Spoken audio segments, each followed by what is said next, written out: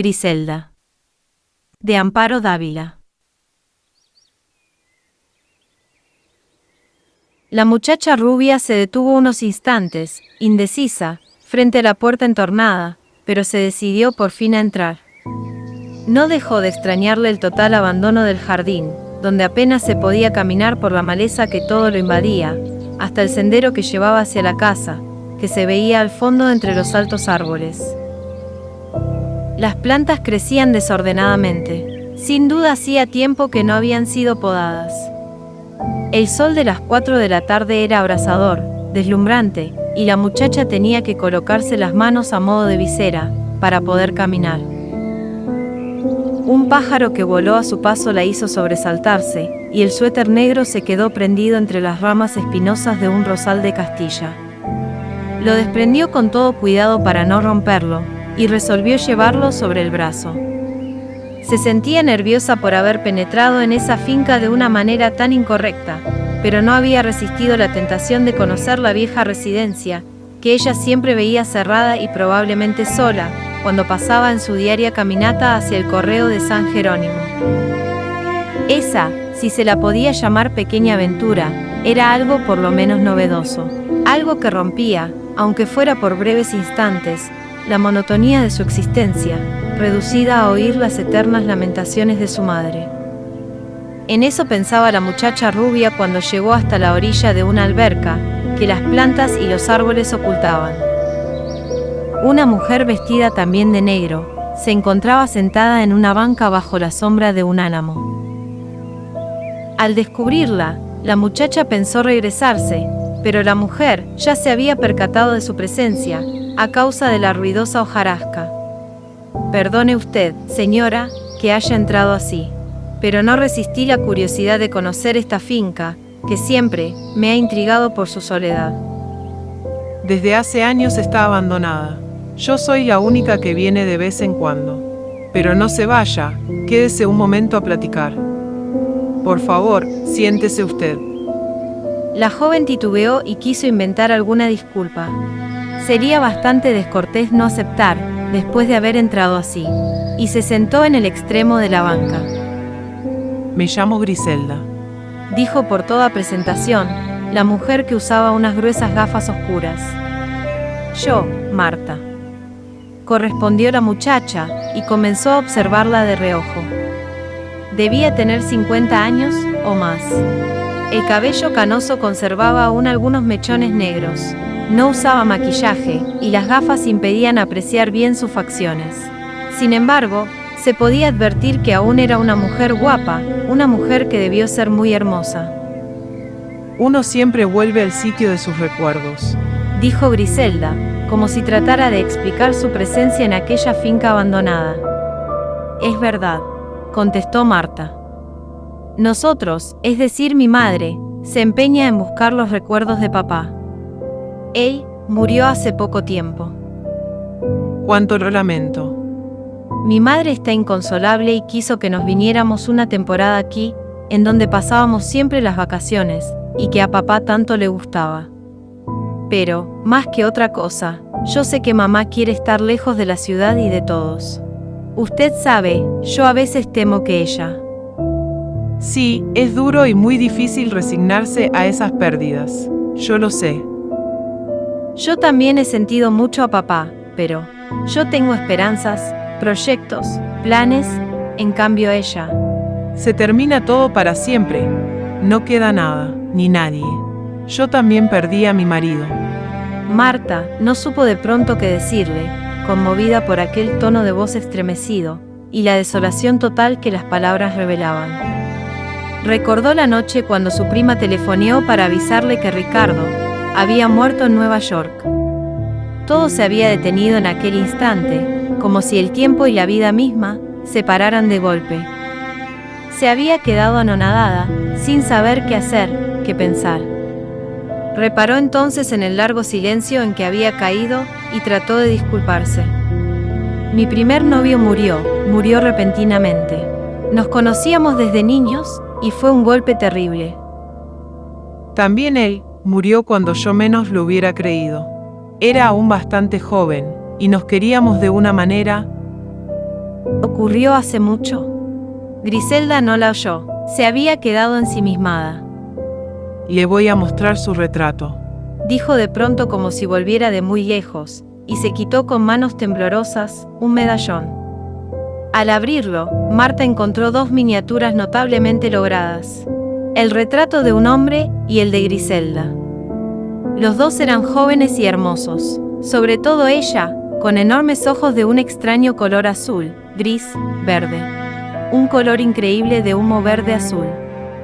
El cabello oscuro le caía sobre los hombros, enmarcando un óvalo perfecto, y los extraordinarios ojos que Marta no podía dejar de admirar. Una bella pareja, y las copias muy fieles. Y sintió que algo por dentro le dolía al contemplar a la mujer de ahora.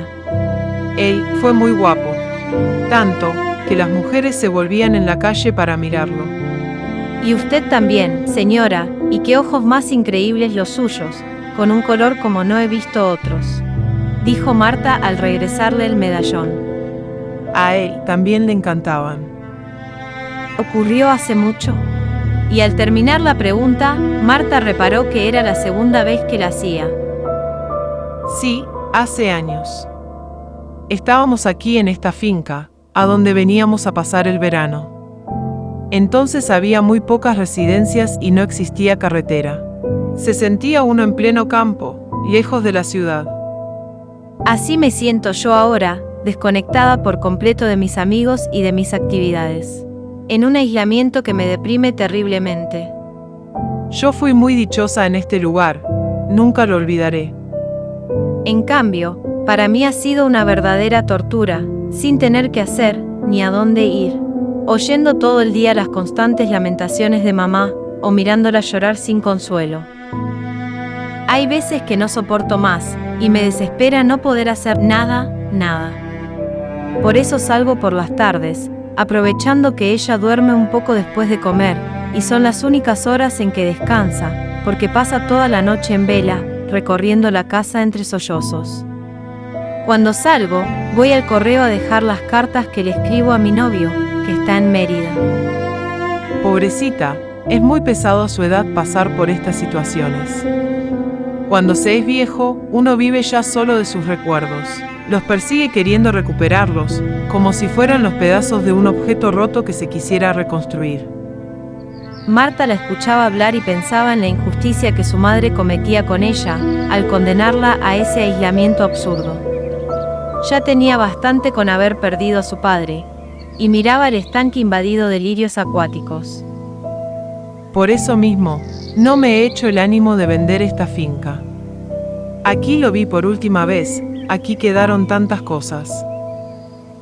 Mi padre murió en México, pero mamá dice que en este lugar tiene muy bellos recuerdos, y además, como no quiere ver a nadie. Mi único deseo sería quedarme aquí. Sin embargo, nunca más ha vuelto a vivir en este lugar. Nunca más. Solo en tardes como esta, en que me escapo sin avisarle a nadie. Deben haber sido muy duros todos estos años. No se puede usted imaginar cuánto, dijo la mujer, con voz entrecortada. Cuando lo vi muerto, pensé que ya no sería posible sufrir más después. ¿Y no hay posibilidad de olvidar? ¿Que con el tiempo, la memoria sea menos persistente y aminore la intensidad del dolor? No, eso sería lo más terrible de todo, lo inadmisible. Esta búsqueda continua de recuerdos, de pequeñas cosas como un olor, un sonido o una palabra, que reconstruyan dentro de uno lo que se ha ido, es lo único que nos queda, lo único que sostiene y ayuda a seguir viviendo. Así piensa también mamá. Siempre que vuelvo aquí, regreso deshecha, casi muerta. Es por eso que no me dejan venir. Cada vez revivo todo lo que pasó aquella tarde, escucho sus palabras de despedida, lo veo partir. ¿Se fue lejos? No, a México solamente. Hacía el trayecto a caballo, era un estupendo jinete. Esa vez yo me pasé la tarde aquí junto al estanque, bordando, hasta que anocheció. Después, me fui a la casa a disponer la cena para esperarlo. Comenzó a llover. Llovía torrencialmente como llueve siempre en este lugar, y él no regresaba. El sol estaba ocultándose, se iba la tarde. Marta miró el reloj con disimulo. Eran pasadas las 6. Su madre ya debía de haber despertado de la siesta, y la estaría esperando muy intranquila. Nunca tardaba tanto, pero, ¿cómo irse ahora? No podía interrumpir el relato de la mujer. Yo estaba muy inquieta, como nunca lo había estado antes, con una extraña nerviosidad, como si presintiera algo. Dieron las 10, las 11, habíamos recalentado la cena varias veces. Él no llegaba y seguía lloviendo, lloviendo sin cesar.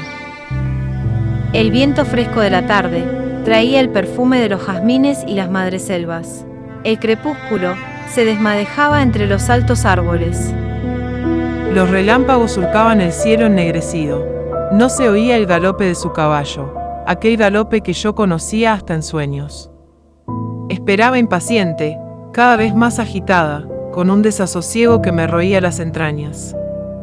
De pronto entraron los mozos con él, bañado en sangre. La voz de Griselda se deshizo en sollozos que estremecían todo su cuerpo. Marta la contemplaba muy perturbada. Hubiera querido estar ya de regreso en casa, con su madre. Hubiera querido no haber entrado nunca en aquel lugar.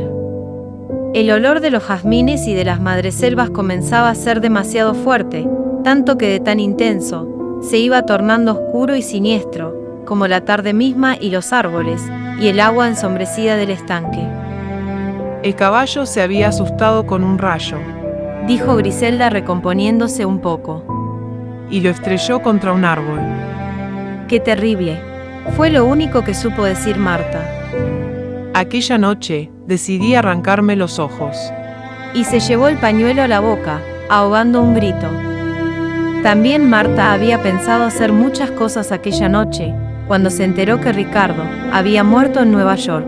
Tirarse por la ventana, tomar pastillas, aventarse al paso de un tren. En esos momentos, uno piensa en hacer tantas cosas absurdas. Es natural. Me arranqué los ojos, y los arrojé al estanque para que nadie más los viera. Decía Griselda quitándose las gafas, y cubriéndose el rostro con el pañuelo, para sollozar sordamente. Así permaneció minutos o siglos, una eternidad, mientras el viento movía las hojas de los árboles, y era como otro largo sollozo que la acompañaba. Marta no deseaba ahora sino huir cuanto antes de aquella mujer, del trágico jardín ya en sombras, y del denso perfume que la envolvía. «Debo irme, señora, ya es muy tarde», dijo poniéndose de pie, y tocando suavemente el hombro de Griselda. «Mi madre ha de estar preocupada por mí». La mujer dejó de llorar, y alzó la cara. Marta contempló entonces un rostro transfigurado por el dolor y dos enormes cuencas vacías. Mientras los ojos de Griselda, cientos, miles de ojos, lirios en el estanque, la traspasaban con sus inmensas pupilas verdes, azules, grises. Y después, la perseguían apareciendo por todos lados como tratando de cercarla, de abalanzarse sobre ella y devorarla, cuando ella corría desesperada, abriéndose paso entre las sombras vivas de aquel jardín.